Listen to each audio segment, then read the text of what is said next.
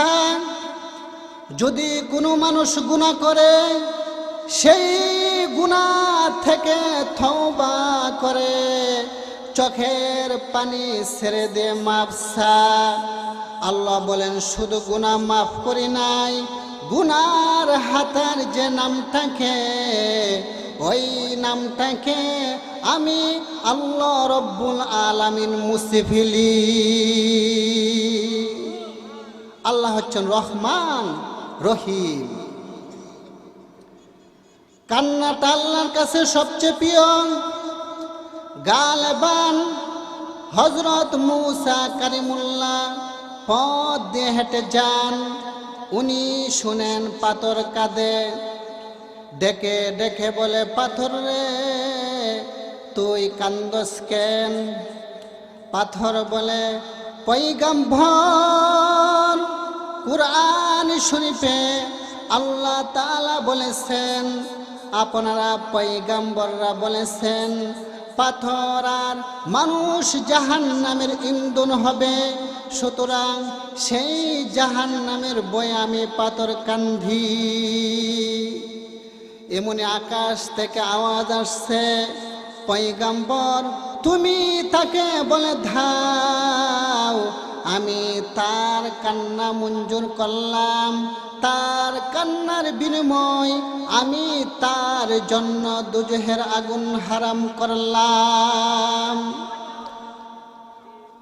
পয়গম্বর ডেকে ডেকে বলে, পাথর রে তোর কপাল লাগছে রে, তোর কান্না আল্লাহ মঞ্জুর করেছেন, তোর কান্নার বিনিময় আল্লাহ তাআলা তোর জন্য দুজহের আগুন হারাম করে দিয়েছে। পাথরের কান্না বন্ধ হয়ে যায়। পয়গম্বর চলে গেলেন। বিকাল বেলা পুনরায় পথ দিয়ে আসতেছেন, আবার শুনেন পয়গম্বর পাথর কান্দে, দেখে দেখে বলে, পাথর রে তুই আবার কান্দস কেন? পাথর বলে, পয়গম্বর যেই কান্নার বিনিময় আল্লাহ তাআলা আমার জন্য দুজহের আগুন হারাম করে দিয়েছে, তখন আমি বুঝতে পেরেছি কান্নাটা আল্লাহর কাছে সবচেয়ে প্রিয়। এতদিন কেঁদেছি জাহান্নামের ভয়ে, এখন থেকে আজ থেকে আমি কিয়ামত পর্যন্ত কাঁদব আমার মাওলাকে রাজি খুশি করার জন্য। কিন্তু আমাদের অন্তর যে শক্ত হয়ে গেছে, সেই জন্য চোখে পানি আসে না।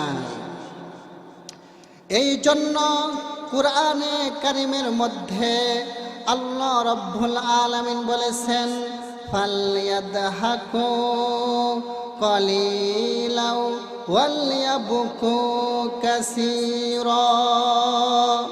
কম কম করে হাসো, বেশি বেশি করে কাঁদো, কাঁদলে গুনাহ মাফ হয়, কলব সাফ হয়, আল্লাহ পাক রাজি খুশি হয়। বন্ধুগণ আমার, দাহিয়াতুল কালবি আমার নবী সাল্লাল্লাহু আলাইহি সাল্লামের ভীষণ এক সুন্দর সাহাবী ছিলেন।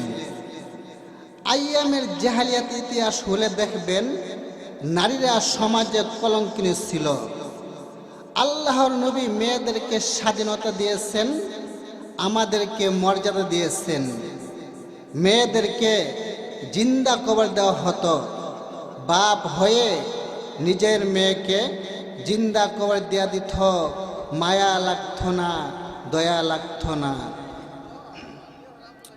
তাহলে দেখুন, নবীর প্রিয় সাহাবী,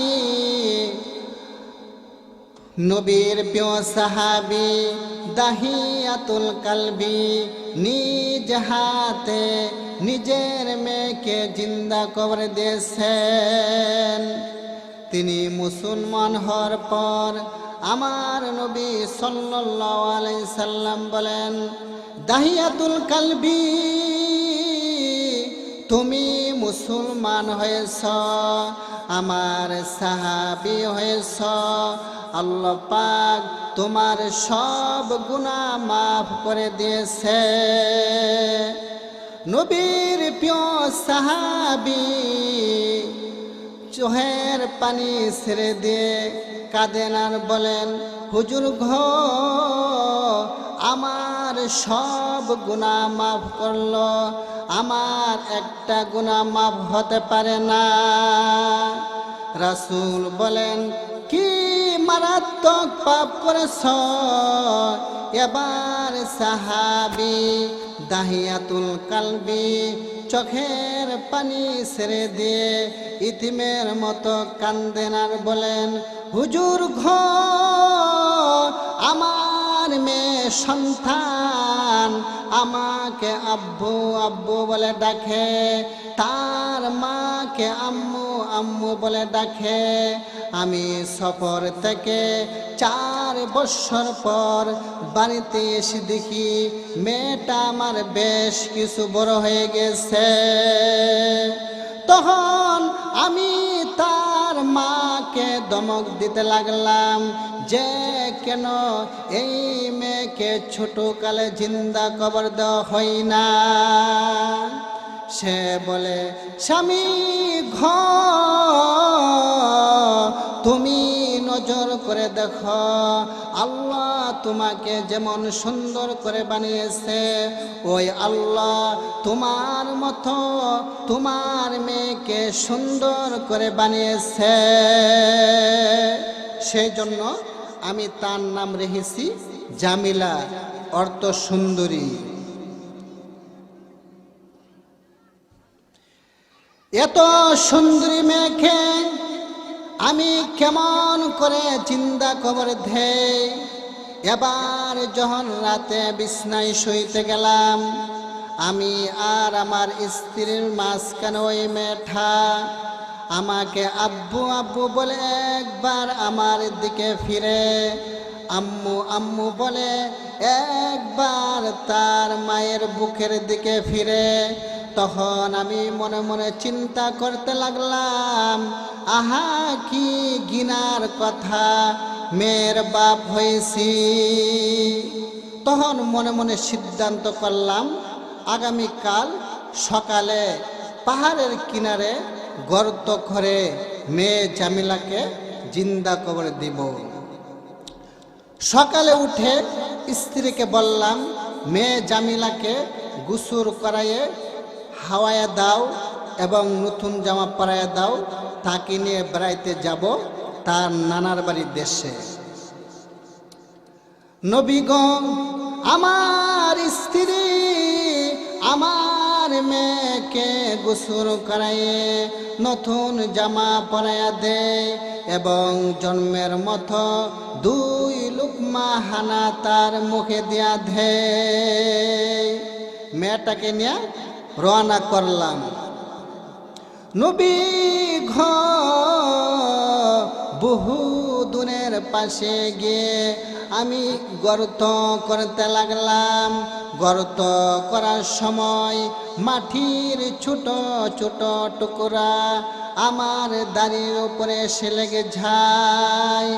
আমার জামিলা আমার পাশে দাঁড়িয়ে নিজ হাতে দাড়িগুলি সাফ করে আর বারবার বলে, বাবা ঘো, এটা কিসের গুহা, এটা কিসের গর্ত, কার জন্য করতেছ এত গভীর করে?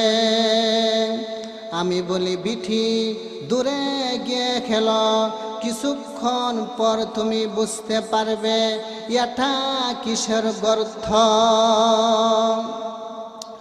গর্ত যখন হয়ে গেল, আমি ডাকলাম, জামিলা মা ঘো, আই ঘো, দেখা যাই গো গুহার ভিতরে কি দেখা যায়।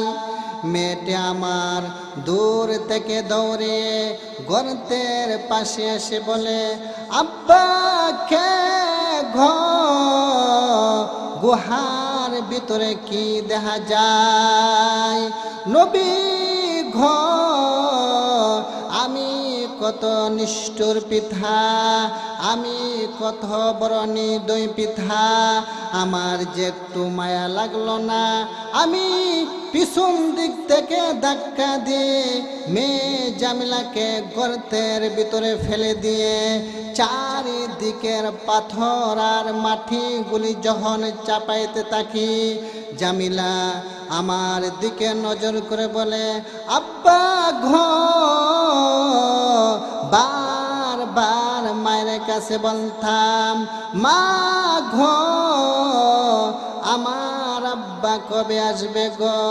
মা এক নজর তোমাকে দেখার জন্য, একবার তোমাকে ভাব বলে ডাকার জন্য। হে বাবা, তুমি আমার আজরাইলে আসবা, তা আমি আগে জানতাম না গো। বাবা মাইরো না গো, মাইরো না।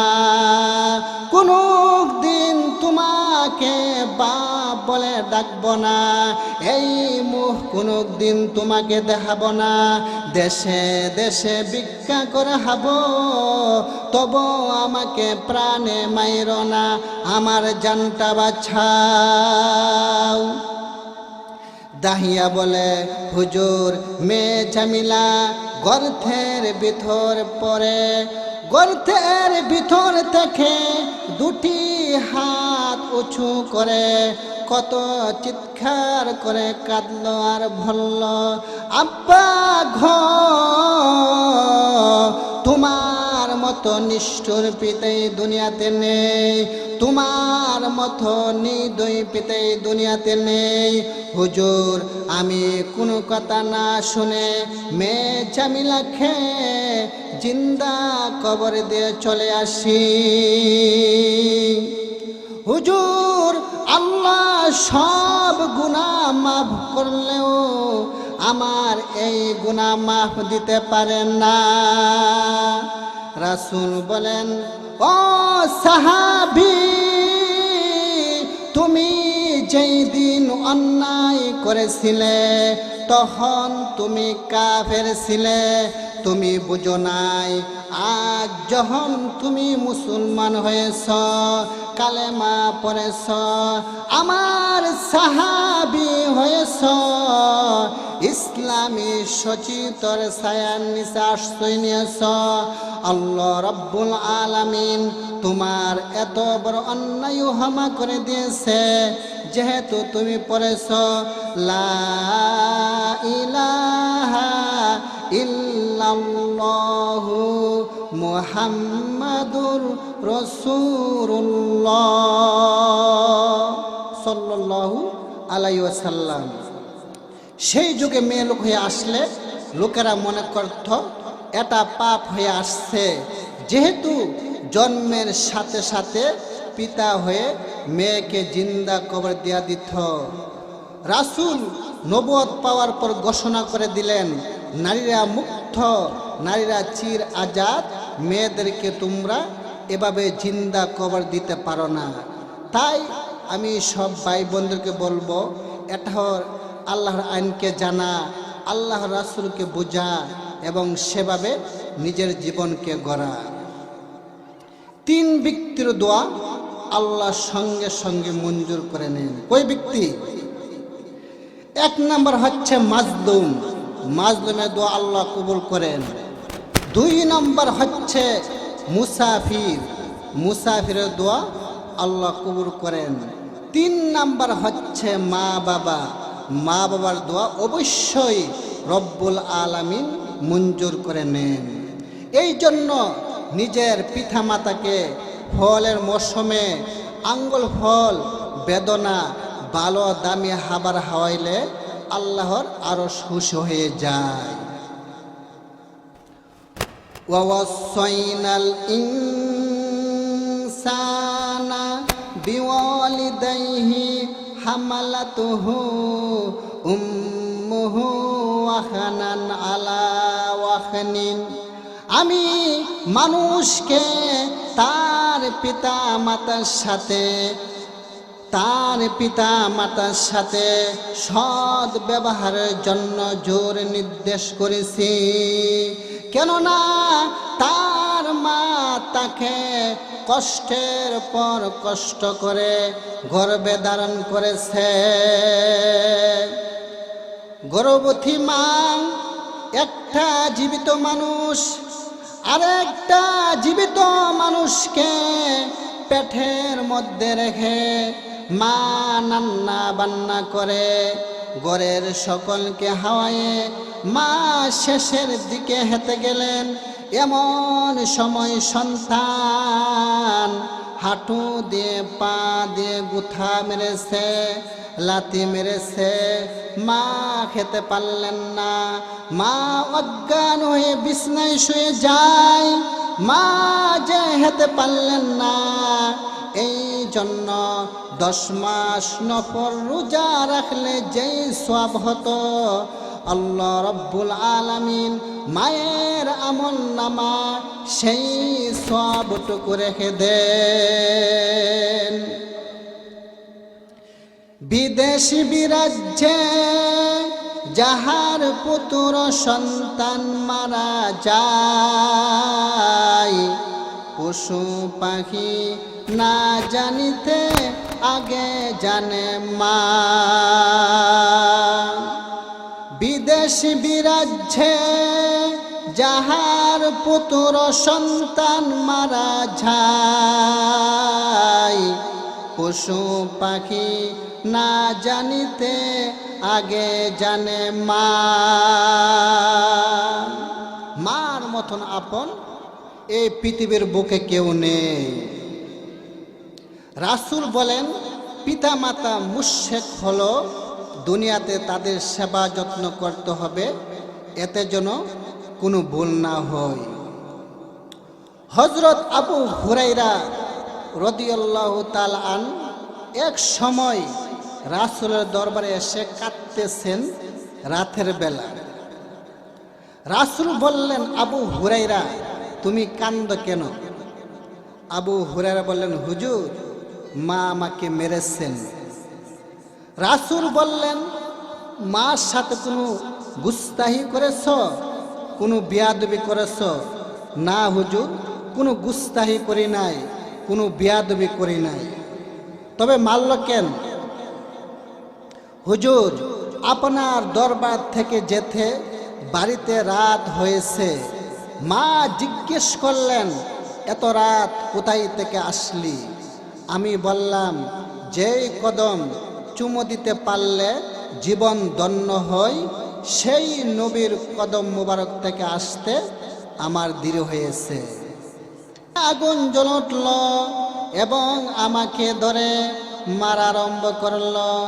আমি বললাম, তুমি আমার মা, বুড়ি মানুষ, তোমার গায়ে যত শক্তি আছে সমস্ত শক্তি দিয়ে আমাকে মারো। মারতে মারতে তোমার বাড়ির থেকে বের করে দাও।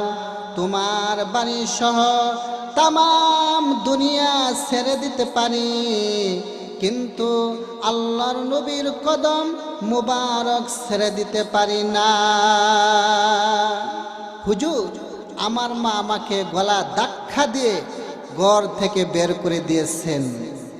রাসূল বললেন, তোমার মা তোমাকে মেরেছেন, মায়ের বিরুদ্ধে রাসূলের দরবারে নালিশ করছো? আমার তেহানে কিচ্ছু করার নেই, এটা হচ্ছে তোমাদের মা ছেলের ব্যাপার।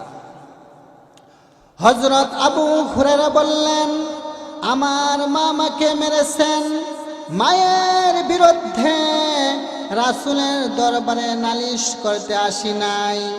তবে কেন এসেছ? হুজুর আমি জানি আল্লাহর নবী যদি আল্লাহর দরবারে 2 হাত তুলে কিছু বলে, আল্লাহ সঙ্গে সঙ্গে তা মঞ্জুর করে নেন। হুজুর আমার মায়ের জন্য দোয়া করুন, আল্লাহ যেন মাকে হেদায়েত নসিব করে দেন।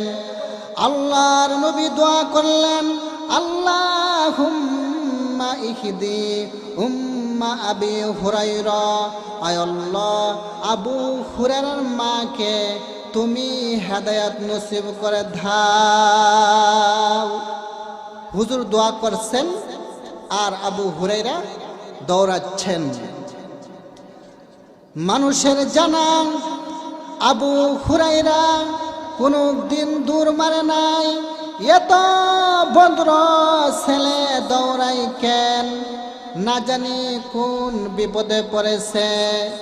এই মনে করে সাহাবীরা আবু হুরায়রার জামা টেনে ধরেছিল।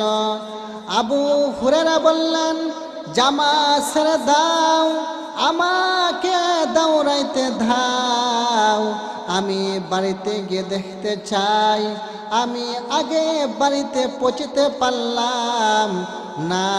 আল্লাহর নবীর দোয়া আগে আমার বাড়িতে পৌঁছে গেছে। সত্যি সত্যি হযরত আবু হুরায়রা বাড়িতে গিয়ে দরজা নক করলেন, ভিতর থেকে আওয়াজ এলো, কে? হযরত আবু হুরায়রা বললেন, মা আমি তোমার আবু হুরায়রা ফিরে এসেছি। মা বললেন, বাবা একটু অপেক্ষা করো, দরজা খুলছি। হযরত আবু হুরায়রা বললেন, মায়ের গলার আওয়াজের মধ্যে শরকিয়াতের কোনো স্পষ্টতা পেলাম না, মায়ের গলার আওয়াজের মধ্যে তাওহীদের গন্ধ পেলাম। আমার মনে হলো নবীজির নিক্ষিপ্ত তীর তার নিশানা পৌঁছে গেছে। মা আমার কিছুক্ষণ পর বের হয়ে আসলেন। আমি দেখতে পেলাম বুড়ি মানুষ, সাদা চুল থেকে পানি পড়তেছে। মা বললেন, ও আমার আবু হুরায়রা, তোমাকে মেরে আমি বড় লজ্জা পড়েছি। ও আমার আবু হুরায়রা, আমি গোসল করেছি, তওবা করেছি, পবিত্র হয়েছি, আমাকে জলদি করে বিশ্ব নবী, দু জাহানের নবী মুহাম্মদ মুস্তাফা সাল্লাল্লাহু আলাইহি সাল্লামের পাক দরবারে নিয়ে চলো। হযরত আবু হুরায়রার মা ঘোষণা করলেন, আশহাদু আল্লা ইলাহা ইল্লাল্লাহু ওয়া আশহাদু আন্না মুহাম্মাদান আবদুহু ওয়া রাসূলুহু। অনেক ছেলেরা আছে মাকে গালিগালাজ করে বলে, তোকে এটা মারবো, লাতরে ফেলে দিব। এইগুলি মাকে বাবাকে বলা যাবে? মা বাবার সঙ্গে কি আচরণ করতে হবে, কিভাবে আচরণ করতে হবে?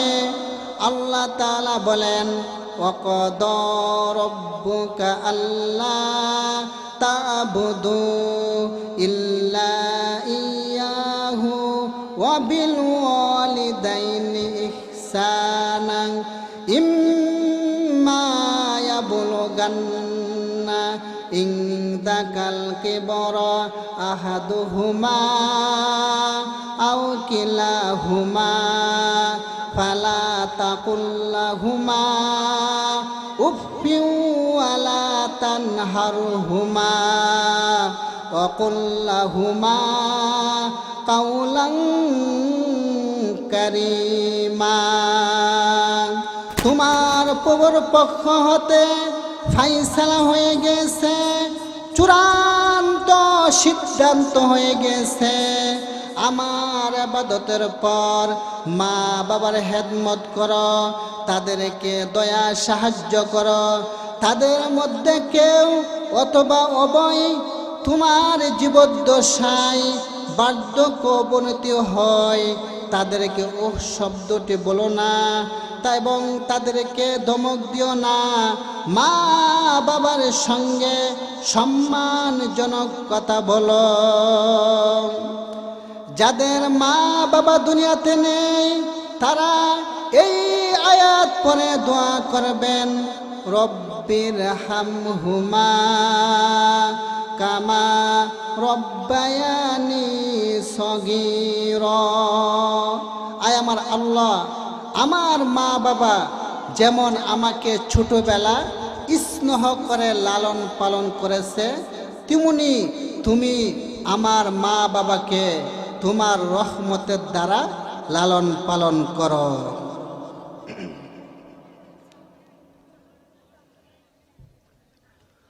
হযরত বাইজিদ বুস্তামি বলেন, একবার আমার মা অসুস্থ ছিলেন। আমাকে বললেন, বাবা বাইজিদ একটু পানি দাও। আমি ঘরে পানি না পেয়ে নদীতে চলে গেলাম। নদী থেকে পানি এনে দেখি মা ঘুমিয়ে পড়েছেন। সারা রাত আমি পানির গ্লাস হাতে নিয়ে দাঁড়াই রইলাম। প্রচণ্ড ঠান্ডা ছিল। ঠান্ডা আমার শরীর অবশ হয়ে গেল। শেষ রাত্রে মায়ের ঘুম ভেঙে গেল। আমার হাতে পানির গ্লাস দেখে মা জিজ্ঞেস করলেন, বাবা বাইজিদ তুমি কি ঘুমাও নাই? আমি বললাম, মা গো, আপনাকে পানির পিপাসা রেহে কেমন করে আমি ঘুমাইতে যাই? মা জননী আমার কথা হুবহুশি হলেন। তার চোখ বেয়ে পানি পড়তে লাগলো।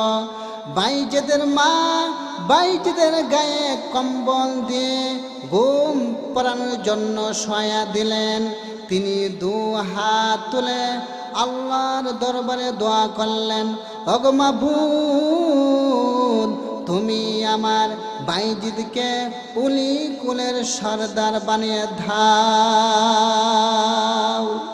মায়ের দোয়া কবুল।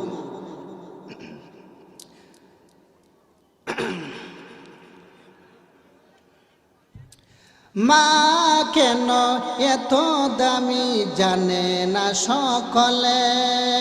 মা কেন এত দামি জানে না সকলে? জানতো যদি পড়তো দেখে কোরআন হাদিস হলে। জানতো যদি পড়তো দেখে কোরআন হাদিস হলে। একটি হজের সওয়াব মিলে মাকে একবার দেখিলে। একটি হজের সওয়াব মিলে মাকে একবার দেখিলে। 10 মাস 10 দিন গর্ভে ধারণ করেছিলেন মা। সহ্য করেছিলেন মায়ে হাজার যন্ত্রণা। 10 মাস 10 দিন গর্ভে ধারণ করেছিলেন মা। সহ্য করেছিলেন মায়ে হাজার যন্ত্রণা। মা কেন এত দামি জানে না সকলে? জানতো যদি পড়তো দেখে কোরআন হাদিস হলে। একটি হজের সওয়াব মিলে মাকে একবার দেখিলে। 2টি বছর প্রাণ করাইলেন মায়ের বুকের দুধ। কোলে বুকে নিয়ে আমায় দিতেন কত সুখ। 2টি বছর প্রাণ করাইলেন মায়ের বুকের দুধ। কোলে বুকে নিয়ে আমায় দিতেন কত সুখ। সেই মাকে আঘাত দিলে, সেই মাকে আঘাত দিলে হুদার আর সহে না। সেই মাকে আঘাত দিলে হুদার আর সহে না। মা কেন এত দামি জানে না সকলে? জানতো যদি পড়তো দেখে কোরআন হাদিস হলে। একটি হজের সওয়াব মিলে মাকে একবার দেখিলে। একটু জিকির করেন, লা ইলাহা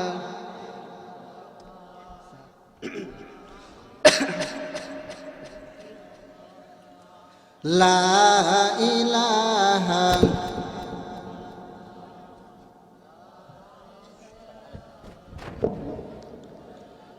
ফেরাউন আগুন জ্বালাইল আসিয়াকে ফালাইল আসিয়া বলে আল্লাহ আল্লাহ ফেরাউন বলে বারাও জ্বালা ফেরাউন আগুন জ্বালাইল আসিয়াকে ফালাইল আসিয়া বলে আল্লাহ আল্লাহ ফেরাউন বলে বারাও জ্বালা লা ইলাহা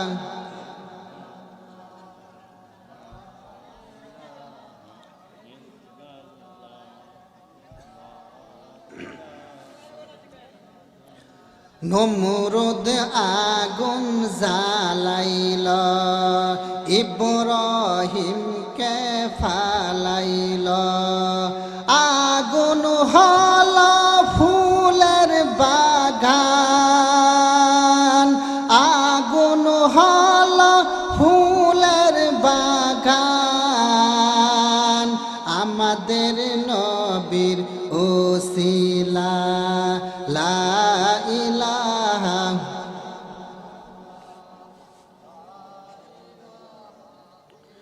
লা ইলাহা ইল্লাল্লাহু মুহাম্মাদুর রাসূলুল্লাহ। আল্লাহ পাক বলেন কুল্লু নাফসিন যায়কাতুল মাউত, প্রত্যেক প্রাণীর মৃত্যুর কষ্ট ভোগ করিতে হবে। মাউত কাসিং কুল্লু নাসিং শারিব কবর বাইতিং কুল্লু নাসিং দাখিল। অর্থাৎ সকল মানুষ মরিত হবে এবং অন্ধকার কবরে মাটির বিছানা মাটির শীতানে সকলে শুইতে হবে।